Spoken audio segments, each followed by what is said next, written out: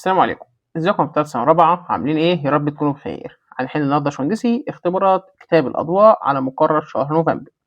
ده متواجدة في الكتاب صفحة 225 وصفحة 226. خلينا نشوف السؤال الأول. بيقول لك هنا النص يوم بتساوي كام ساعة؟ ادي نص. هو اليوم فيه كام ساعة؟ 24، يبقى نص في ال 24. ال 24 نصها بكام؟ بال 12. يبقى نروح نكتب هنا 12 ونروح نختار من هنا كام؟ ال 12. طب هنا مربع محيطه 24 فإن طول ضلعه. هنا يا مستر محيط المربع بيساوي طول الضلع في الأربعة. طب هو عايز طول الضلع، يبقى نروح نقسم المحيط على الأربعة. طيب أدي ال24 على الأربعة، إيه اللي ينضرب في الأربعة بيساوي ال24؟ طبعا الستة. تكتب هنا ستة وتروح تختار الستة. العدد الذي له عاملان فقط هما العدد نفسه والواحد الصحيح، يسمى العدد الأولي اللي هو الاختيار الأخير. طب اللي بعديه بيقول لك هنا اكتب مسألة الضرب التي تعبر عن النموذج المقابل. السبعة جوه أهو متكرر كام مرة؟ 1 2 3 4، يبقى الأربعة. والأربعة في سبعة بكام؟ ب28. بس كده. مستطيل بعداه التسعة والستة فعايز مساحته. والله يا مستر المساحة بتساوي الطول في العرض، فنقوله هنا الستة تنضرب في التسعة. والله الستة في تسعة بتساوي ال54، والسؤال دي كده خلاص. طب السؤال رقم 3 بيقول لك بدأت رشا تمرين السباحة في الساعة 3:30 دقيقة، وانتهت في الساعة 5:45 دقيقة. الوقت المنقضي بيساوي وقت الانتهاء ناقص وقت البدء. وقت الانتهاء هو 5:45 دقيقة. هنطرح منها وقت البدء اللي هو 33 دقيقة. اطرح كده يا هندسة 45 ناقص 40 ب15، وعلامة إله، والخمسة ناقص 6 ب2. يبقى كده يا مستر استغرقت ساعتان و15 دقيقة. بس كده.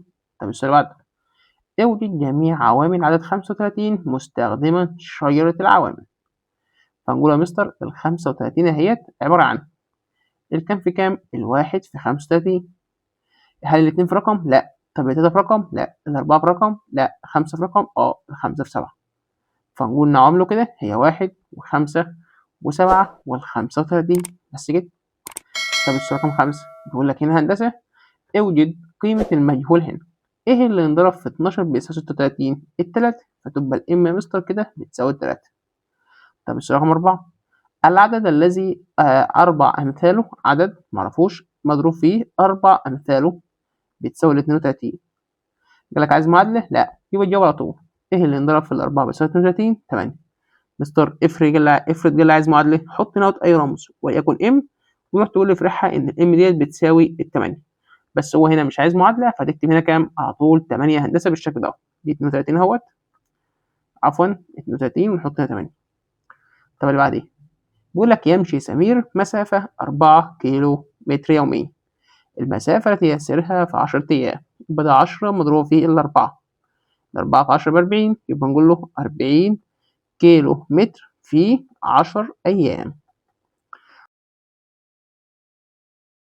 في الاختبار رقم 2 بيقول لك هنا أي مما يلي عامل مشترك أكبر للعددين 16 وال4 متفقين في العوامل. طالما تعرف توصل الصغير للكبير عن طريق الضرب في أي رقم، يبقى الأعين من ألف هو الصغير. الأربعة تنضرب في كام بصوص 16؟ الأربعة في 4، فنروح نختار هنا 4.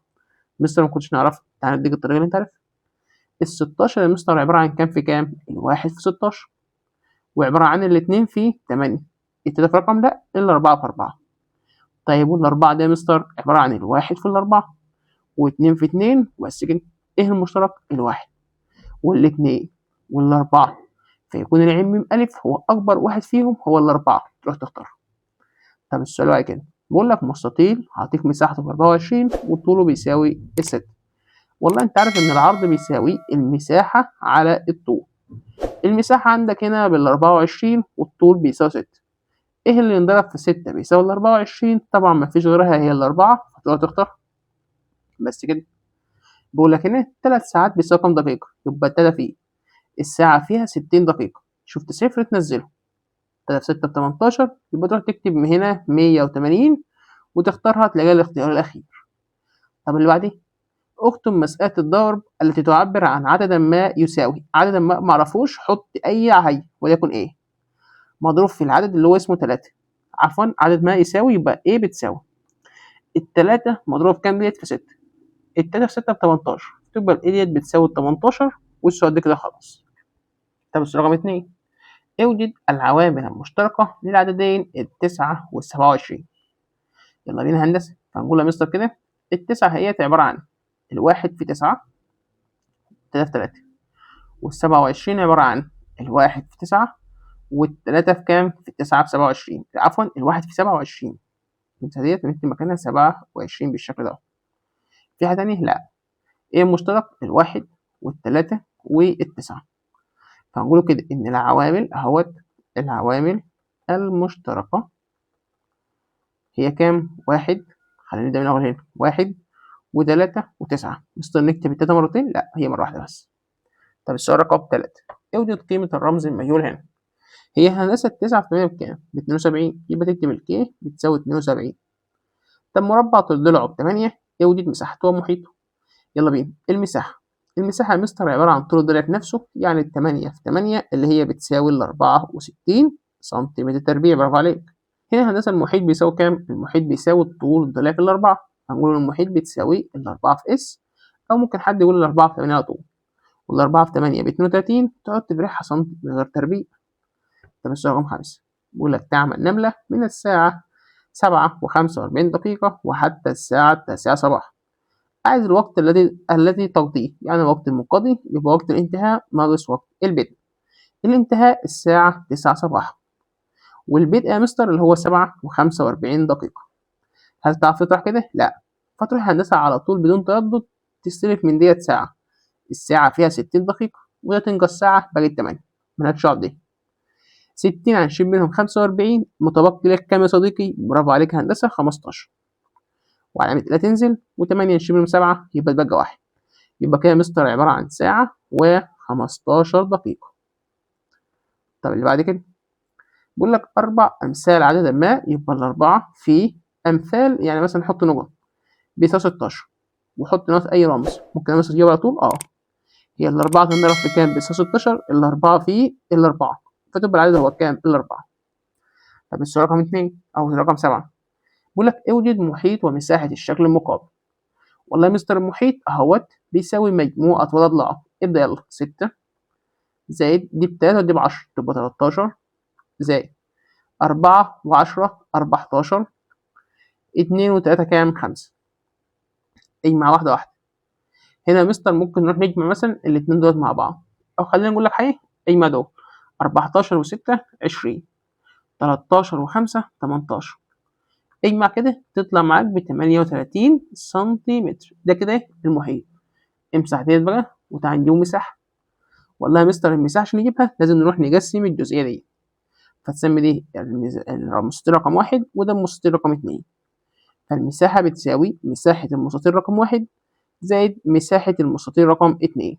هنقول مساحة المستطيل 1 طول في عرض، فالأربعة في 10، ومساحة المستطيل 2 3 في 6، يبقى 3 مضروب في 6. الأربعة في 10 ب40، و3 في 6 بكام؟ 18. 8 و0 8، 1 والأربعة 5، فتبقى 85 سنتيمتر تربيع. ده كده المساحة، وده كده هو المحيط. المحيط بيساوي 38 سنتي، والمساحة بتساوي 58 سنتيمتر تربيع. والسؤال ده كده خلاص. بقول لك هنا العامل المشترك لجميع الأعداد هو الواحد، بينما الصفر هو المضاعف. 120 دقيقة بتساوي كام ساعة؟ نقسم ال 120 دهيت على 60. صفر هيروح مع صفر، 12 على 6 فيها الاتنين، فنروح نختار 2. المربع الذي تضرب اس هو عايز مساحته، فعبارة عن الاس مضروبة في اس اللي هي بتساوي كام؟ اللي هي بتساوي التالتة. طب شوف اللي بعد كده، أعطيك هنا مستطيل، أعطيك المحيط بتاعه وعايز العرض، وأعطيك العرض كمان وعايز الطول.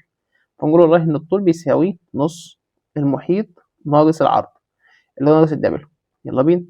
يبقى ده نص المحيط اللي هو بكام؟ 18 ناقص العرض اللي هو ده كام؟ بالأربعة. نص ال 18 إيه اللي نضرب في 2 بيساوي 18؟ 9. 9 ناقص الأربعة بتساوي 5، يبقى طوله بيساوي 5 سنتيمتر. بس كده. طب بيقول لك مربع تضربه ب7 عايز محيطه. هو محيط المربع بيساوي ايه؟ الاس مضروبة في الأربعة. واحد تاني يقول الأربعة اس، الاتنين صح. فنقول هنا الأربعة مضروبة في 7 اللي هي بتساوي 28 سنتيمتر. طب اللي بعد كده بيقول لك بدأت الحفلة في الساعة 9:20 مساء واستمرت 3 ساعات. 9 و20 دقيقة. استمرت يبقى أنا نروح نجمع عليها هندسة 3 ساعات بس. 20 وصفر يبقى ده 20، 3 و9 يبقى كام؟ 12. يبقى كام يا مستر؟ الساعة خلصت الساعة 12 و20 دقيقة، يبقى انتهت 12 و20 دقيقة دي مساء، يبقى بعد الساعة 12 يبقى صباح. نكتب هنا كده صباح بس كده. طب السؤال رقم 4 بيقول لك هنا هندسة اوجد قيمة المجهول. ايه اللي نضرب في 7 بيساوي 28؟ طبعا الأربعة، يبقى ال n بتساوي كام؟ الأربعة. بيقول لك اشترت رانيا 6 ألعاب متماثلة شبه بعض يعني، سعر اللعبة الواحدة 50 جنيه، فما إجمالي المبلغ الذي دفعته؟ هي هنا هندسة اشترت 6، الواحدة لوحدها ب50، فنروح نقول له هنا الصفر ينزل والخمسة ستة ب30، يبقى هي دفعت كام؟ 300 جنيه. طب السؤال رقم 6 بيقول لك هنا اوجد عين من ألف لعددين 16 و48، فنروح نقول له يا مستر كده هل تعرف تضرب ال16 في رقم؟ لا ما بنعملهاش هنا، بنعملها فين؟ في اختياري أو أكمل، لكن في الأسئلة المقالية لازم تكتبها بخطوات.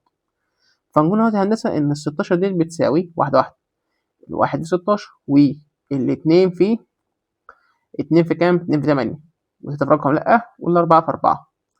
طب التمانية اهوت 48، أنا عايزك واحدة واحدة هنا، الواحد فيه 48، طب الاتنين في كام؟ معرفش، واحدة واحدة. أدي ال48 ده يا مستر ممكن نعملها 20 و20 و8، مظبوط مظبوط، اقسم ده على الاتنين على الاتنين على الاتنين، 20 على الاتنين فال10 و8 على الاتنين فال4، تجمع بتساوي ال24. خش على التلاتة، احنا خلصنا ديت امسحها بقى اهي، ماشي مش مشكلة.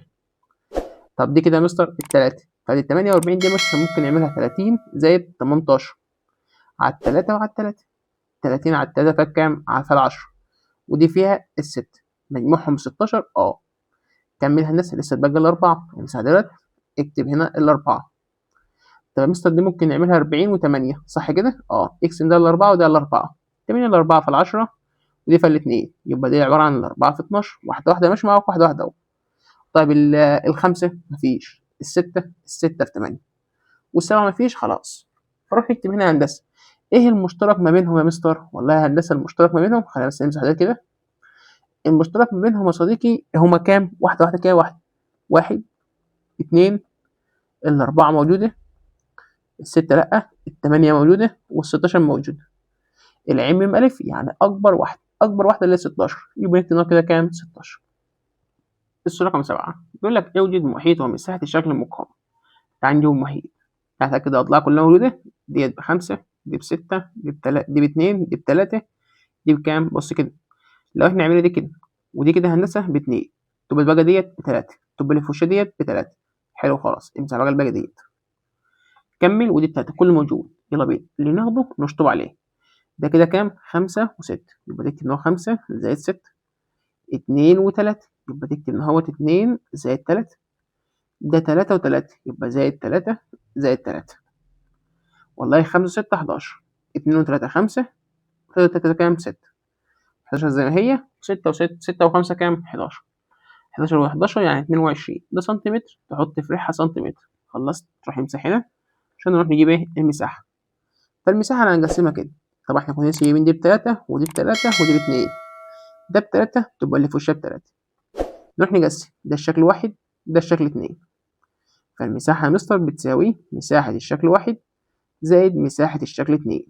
الشكل واحد عبارة عن مربع، مساحته بتساوي كام؟ الطول الضلع في نفسه، يعني 3 في 3، ومساحة المربع عبارة عن طول في العرض، يعني ال6 تنضرب في ال2، ال3 في 3 ب9، 2 في 6 ب12، 12 زائد 9 هندسة بتساوي كام؟ بتساوي 21، يبقى 21 سنتيمتر تربيع. والسؤال ده كده خلاص هندسة، وبكده هندسة نكون خلصنا مراجعة شهر نوفمبر هندسة من كتاب الأضواء. انتظرنا شهر هندسي في الفيديو الجاي إن شاء الله، هنبدأ نحل في المحافظات من كتاب برضو الأضواء، ونحل هندسي كتاب سلاح التلميذ كامل لو حابب تتابع أحلام. وإن شاء الله شهر هندسي أول ما خلاص ديت هنحل محافظة القاهرية النماذج اللي هي بتنزل. ونشوفكم في الفيديو الجاي على خير، السلام عليكم.